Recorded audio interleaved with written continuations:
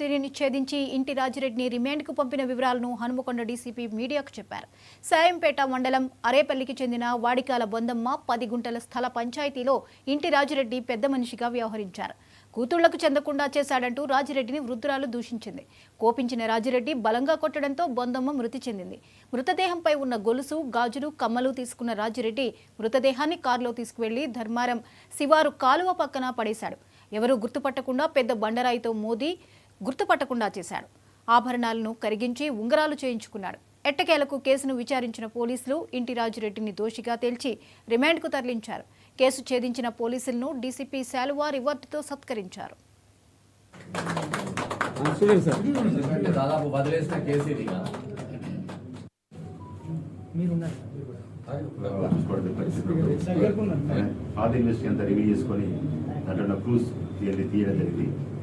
దానిలో భాగంగా అప్పుడు ఎవరు ఈ మర్డర్ చేశారని దాని మీద మేము చేసినప్పుడు మాకు అప్పుడు దొరికిన క్లూస్ ప్రకారం అప్పుడు దాన్ని టెక్నికల్ అనాలిసిస్ చేసినప్పుడు అందులో ఈ రాజిరెడ్డి అనే వ్యక్తి దీన్ని మర్డర్ చేసినట్టుగా ఆమెకు సంబంధించిన ఒక 10 గుంటల భూమి వాళ్ళ ఆడపిల్లలకి ఇచ్చే దాంట్లో ఈయన ఈ పెద్దకి ఇయ్యద్దు, బిడ్డలకి ఇయ్యద్దు, కొడుకు ఇయ్యాలని చెప్పి పంచాయతీ చేసినప్పుడు ఆ పెద్ద మనిషి ముసలామ కొంచెం నోరు పారేసుకుని ఆమె పేరు బొందమ్మ,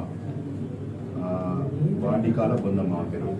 దాదాపు 70 years ఓల్డ్ ఉండేది ఆమె నోరు పారేసుకునే తప్ప పెద్ద మనిషి, పెద్ద ఓల్డ్ మనిషి.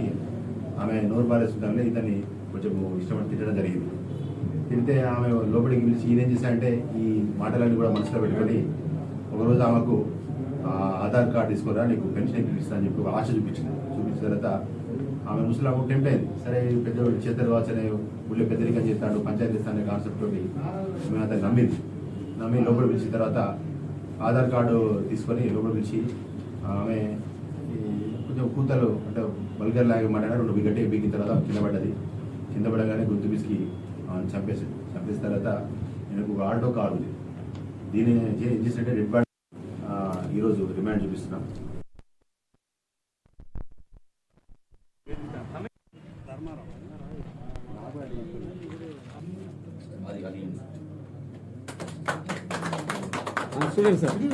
దాదాపు వదిలేసిన కేసు ఇది.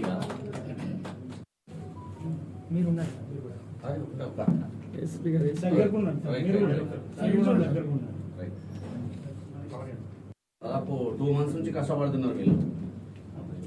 లేదు 1.5 years కష్టపడతాను.